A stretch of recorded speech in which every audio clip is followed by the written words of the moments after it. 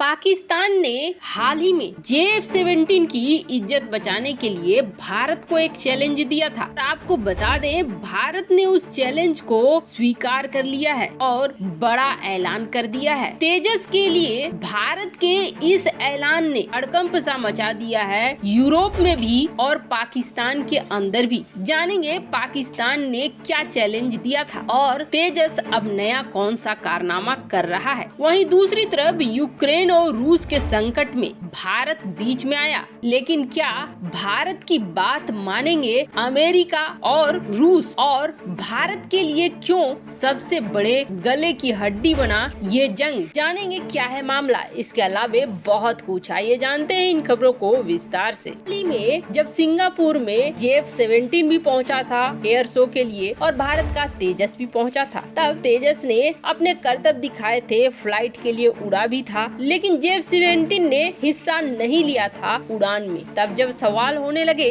कि क्या JF-17 बेकार है या डर रहा है कि तेजस के सामने टिक नहीं पाएगा और उसकी मिट्टी पलीत हो जाएगी, तब पाकिस्तान की तरफ से आधिकारिक बयान ये आया था कि हमने तो JF-17 को कई बार युद्ध में, हमले में उतारा है। भारत ने कौन सा उतारा है? ऐसे में भारत का तेजस तो अभी बिल्कुल नौसिखिया है। भारत का तेजस JF-17 के आगे कुछ भी नहीं है। ये सीधे सीधे पाकिस्तान ने तेजस को चैलेंज दिया था। वैसे आपको बता दें, भारत तेजस को लेकर बहुत बड़ा गेम खेल रहा है और ये गेम अब टाइफून और ग्रिपेन विमानों को तेजस के सामने लाकर भिड़ंत के लिए खड़ी कर रही है। दरअसल यूके में होता है लगभग हर साल एक बड़ा युद्धाभ्यास, और इस युद्धाभ्यास को यूके कहता है, इस युद्धाभ्यास को कोबरा वॉरियर के नाम से जाना जाता है, जिसमें ज्यादातर देश हिस्सा लेते हैं। ये एक मल्टीनेशनल एयर एक्सरसाइज है और इस बार भी इसका होना है। मार्च 6 और 27 को ये एक्सरसाइज होगा, जिसमें सऊदी अरब, बेल्जियम और स्वीडन के साथ साथ ब्रिटेन की रॉयल एयर फोर्स लेगी हिस्सा। और आपको बता दें, बड़ी बात ये है कि भारतीय वायुसेना तेजस विमानों के साथ इस युद्धाभ्यास में हिस्सा लेगी। मतलब यूके की तरफ से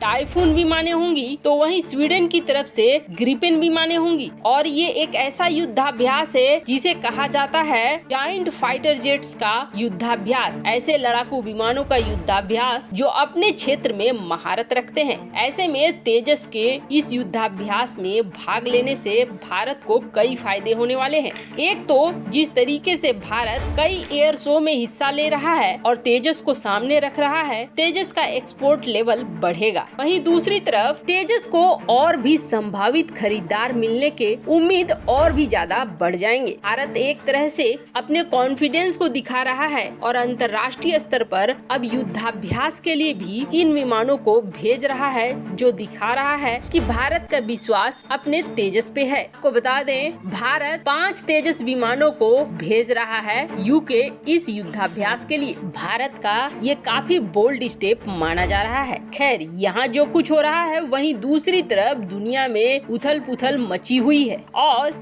याद आ रहा है कि भारत ने क्रीमिया के समय किस तरीके का एक्शन लिया था। अब तो रूस ने हमले का आदेश दे दिया, मतलब अधिग्रहण के लिए रूस सेना आगे बढ़ चुकी है यूक्रेन को, और यूक्रेन ने भी आपातकाल लगा दिया। तो दुनिया अब भारत की तरफ देख रही है। भारत ने क्रीमिया के समय एक अलग ही स्टैंड लिया था, जिसमें भारत ने रूस का समर्थन कर दिया था। UN में जब प्रस्ताव लाया गया था रूस के खिलाफ, भारत ने वोटिंग करने से इनकार कर दिया था। वहीं जब क्रीमिया का अधिग्रहण किया तो ये कहा भारत ने कि रूस का ये अपना मामला है। एक तरह से क्रीमिया मामले में पूरी तरीके से रूस के साथ खड़ा रहा भारत, और क्रीमिया के बाद भी भारत और रूस के बीच रिश्ते नहीं बदले हैं। भारत अभी भी कभी रूस के खिलाफ नहीं जाता है। वैसे UN में रूस भी भारत के खिलाफ लगभग नहीं ही जाता है, खास करके महत्वपूर्ण मुद्दे में। और अभी तक जो UNSC की 2 बैठकें हुई है,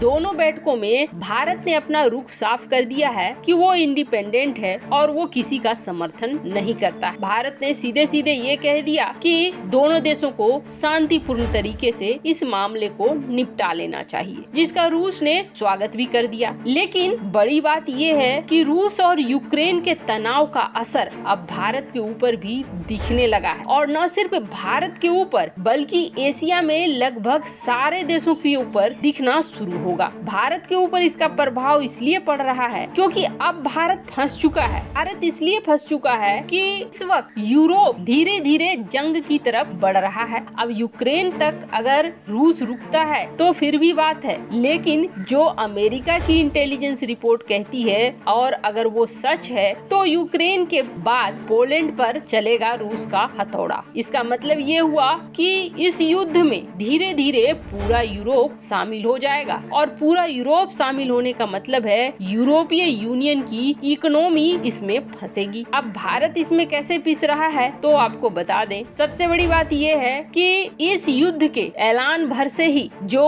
पेट्रोल और डीजल जो क्रूड ऑयल है उसका दाम बढ़ना शुरू हो गया है। अब तक पिछले कई महीनों से $90 पर बैरल ये था, लेकिन अचानक से ये $110 पर बैरल पहुंच चुका है। वो साफ दिखा रहा है कि और भी ये समस्या बढ़ेगी, क्योंकि रूस प्रभावित होगा, यूक्रेन प्रभावित होगा, जहां से तेल गैस वगैरह पूरी दुनिया को सप्लाई होते हैं, और भारत भी उनमें से एक है जो इस सप्लाई को लेता है, और इसका असर दिखना शुरू हो गया। अब यहाँ पर तो भारत को एक नुकसान झेलना पड़ ही रहा है, वहीं दूसरी तरफ भारत बड़े पैमाने पर यूरोपीय यूनियन को एक्सपोर्ट करता है, यानी कि भारत यूरोप को एक्सपोर्ट करता है अपने माल को। अब समस्या ये आ गई है कि यूरोप फंस गया है युद्ध में, और युद्ध में फंसने का मतलब है कि ये सप्लाई चेन अभी बाधित होने वाली है। भारत का व्यापार यूरोप के साथ अभी काफी लो पर चलने वाला है, खासकर तब तक जब तक कि कोई फैसला नहीं आ जाता है इस युद्ध का। इस युद्ध के कई महीनों बाद तक भारत को ये चीज झेलनी पड़ेगी, यानी भारत को